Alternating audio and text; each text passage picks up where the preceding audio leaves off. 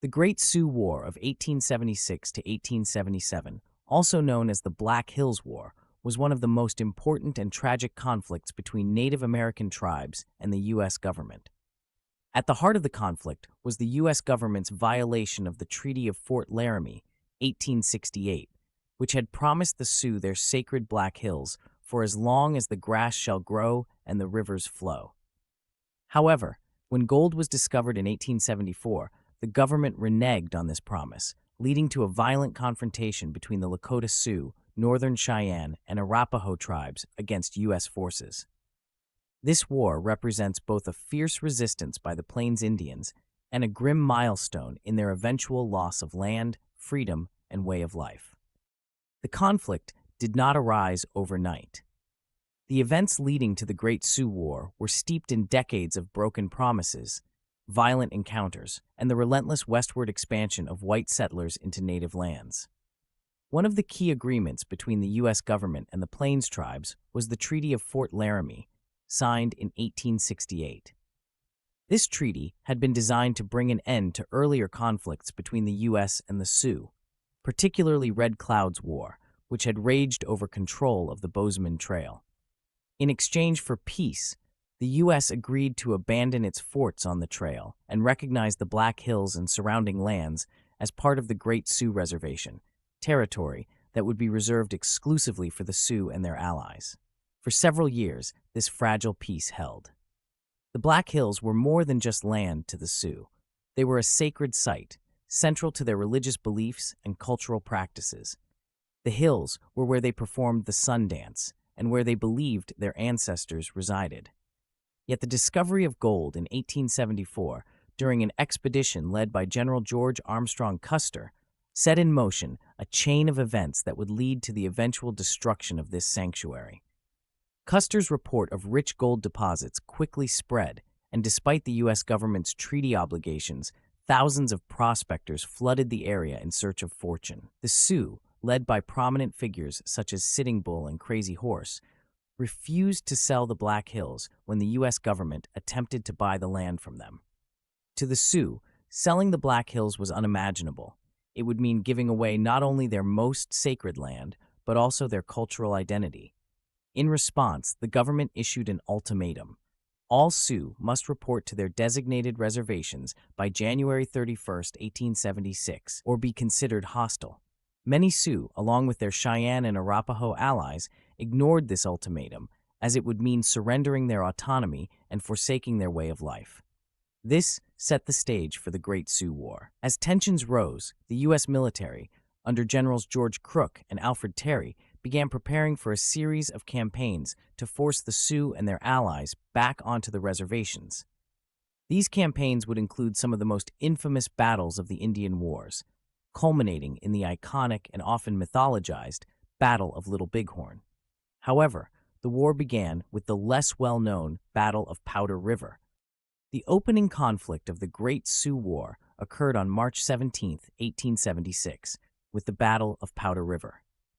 Colonel Joseph J. Reynolds led the U.S. forces in a surprise attack on a Northern Cheyenne and Oglala Lakota village situated along the Powder River in present-day Montana.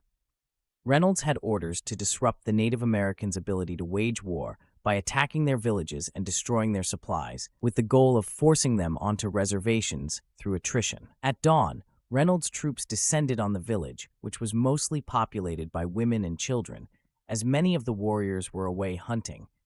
The soldiers managed to kill several Cheyenne and capture a number of horses, but the battle quickly turned into a disaster for the U.S. forces. Under the cover of darkness, Cheyenne warriors launched a counterattack, and in the chaos that followed, they managed to reclaim the majority of their horses. Although Reynolds ordered his men to burn the village to the ground, the attack failed to cripple the Cheyennes' fighting capabilities. This engagement, though relatively small compared to the battles that followed, was a significant failure for the U.S. military. It served only to harden the resolve of the Sioux and Cheyenne, who were now even more determined to resist. More importantly, it demonstrated the difficulty the U.S. Army would face in subduing the highly mobile and resilient Native American forces, who were well adapted to the rugged terrain of the northern plains. 3 months later, on June 17, 1876, one of the most significant battles of the war took place at Rosebud Creek.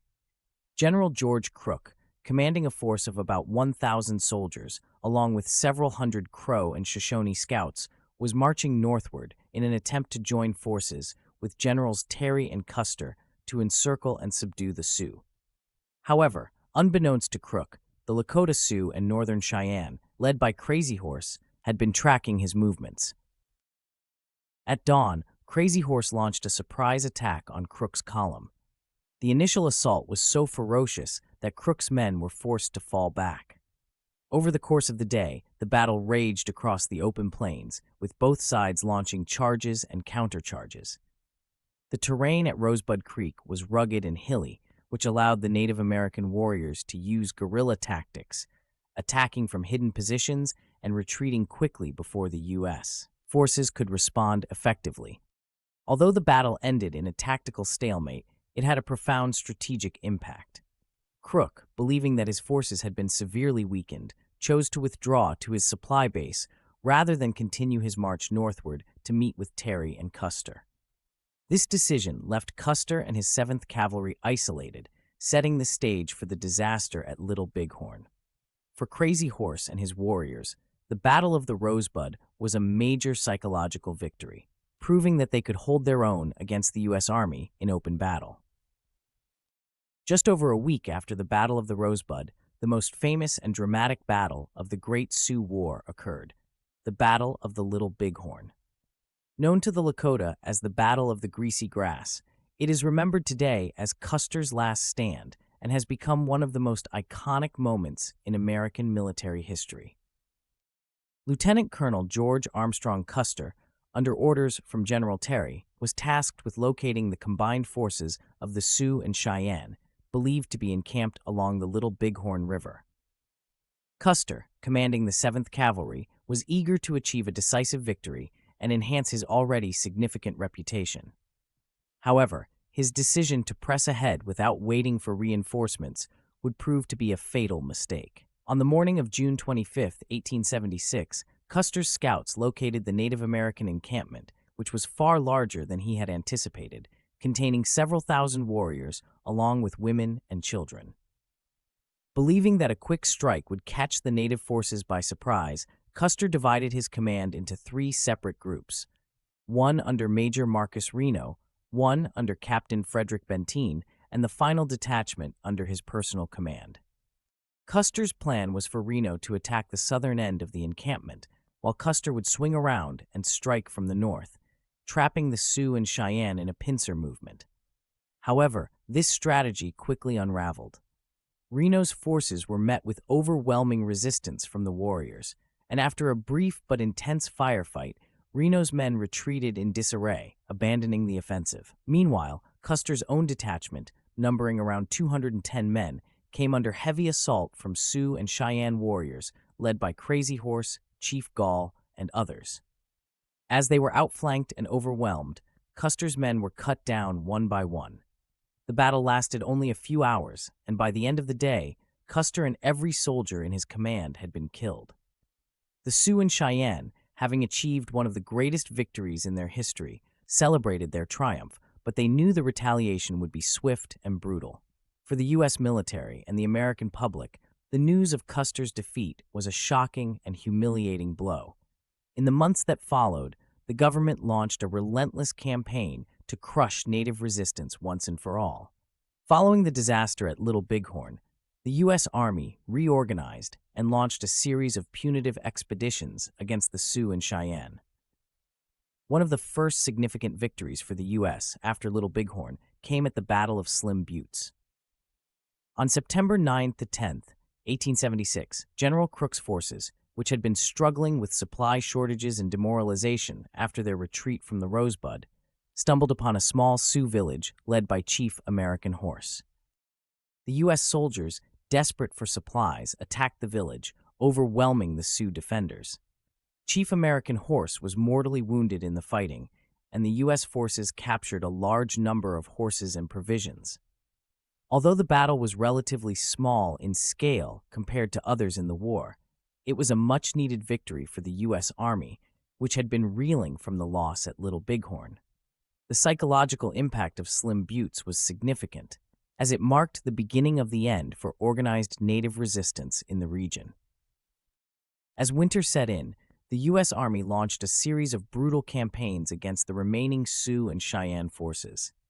One of the final major engagements of the war took place on January 8, 1877, at Wolf Mountain. Colonel Nelson Miles, who had been tasked with pursuing Crazy Horse and his band, engaged the Sioux in a fierce battle in the snow-covered mountains of Montana. The terrain and weather conditions were harsh, with blizzards and freezing temperatures making the battle particularly grueling. Despite these difficulties, the U.S. forces, equipped with superior firepower and better supplies, were able to push back Crazy Horse's warriors.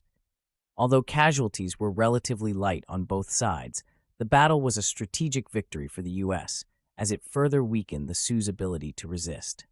In the aftermath of Wolf Mountain, Crazy Horse, realizing that further resistance would only lead to more suffering for his people, began to consider surrender. By May 1877, he and his remaining followers had turned themselves in at Fort Robinson, Nebraska, bringing an end to his active participation in the war.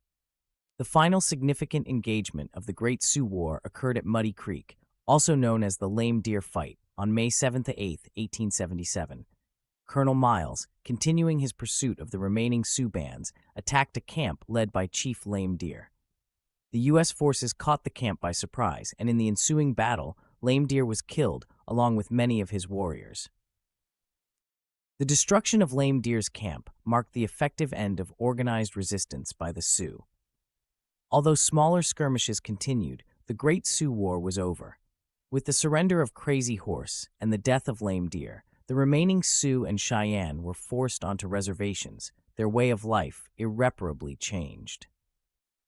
The end of the Great Sioux War marked a turning point in the history of Native American resistance. The Sioux, Cheyenne, and Arapaho had fought valiantly, achieving a number of significant victories, but the sheer military power of the U.S. government was too much to overcome. The war resulted in the loss of the Black Hills, which the Sioux had fought so desperately to protect. Despite the 1868 Treaty of Fort Laramie, the U.S. government seized the Black Hills and officially opened them to settlement. For the Sioux, the loss of the Black Hills was a devastating blow, not only materially but spiritually.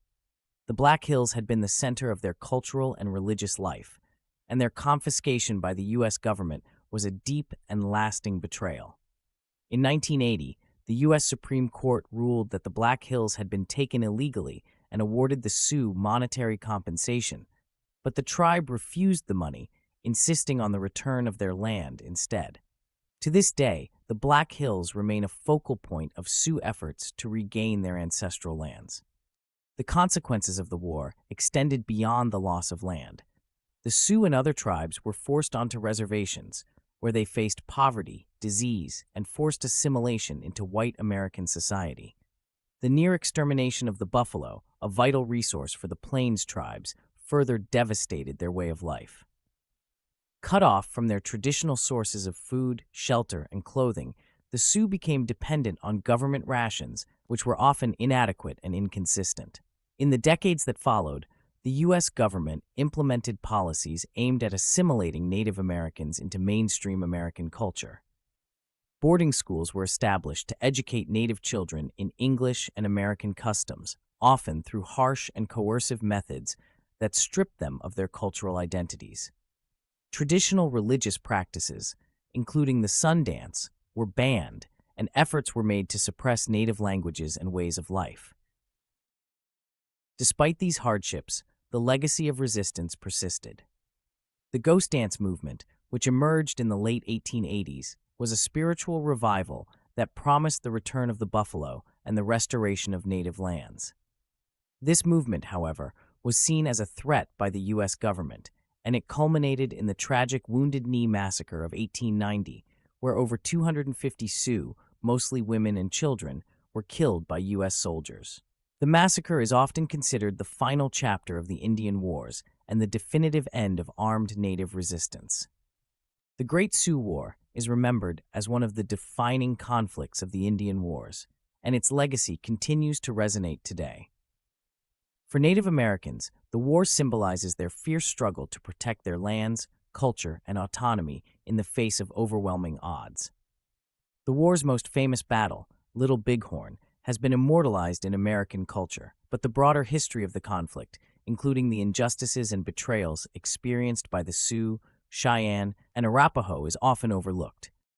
The ongoing dispute over the Black Hills remains a powerful reminder of the lasting impact of the war. Despite numerous offers of financial compensation, the Sioux continued to demand the return of their sacred lands, viewing it not as a matter of money, but of cultural and spiritual survival.